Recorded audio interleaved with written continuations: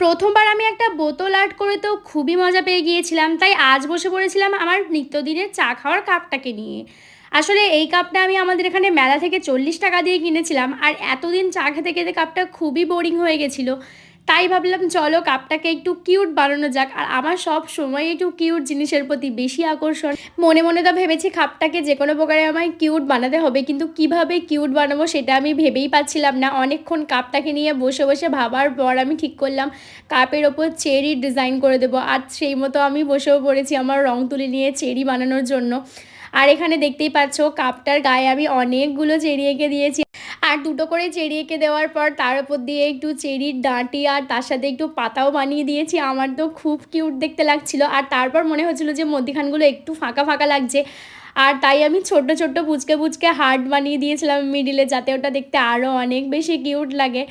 আর কাল থেকে তো আমি এই সুন্দর কিউট দেখতে কাপটাতে চা খাবো। আর তোমাদেরকেও কোনো একটা ব্লগে নিশ্চয়ই দেখাবো এই কাপটা আরও একবার। আর আগে তো আমি এইসব করতাম না, কিন্তু এখন ইদানিং বেশ ভালো লাগছে এইসব কিছু জিনিসের ওপর ড্রয়িং করতে। আর এরপর কী করা যায় সেটা আমি এখন থেকেই ভাবছি যে এরপর কিসের ওপর ড্রয়িং করা যায়। আর তোমাদের যদি কারোর কোনো আইডিয়া থাকে সেটা আমাকে অবশ্যই জানিও, আমি সেটা ট্রাই করব।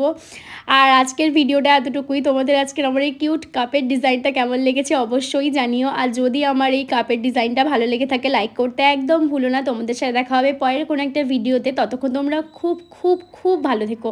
আর আমার ভিডিওটা যদি তোমাদের একটুও ভালো লেগে থাকে অবশ্যই একটা করে শেয়ার করে দিও। দেখা হবে পরের ভিডিওতে।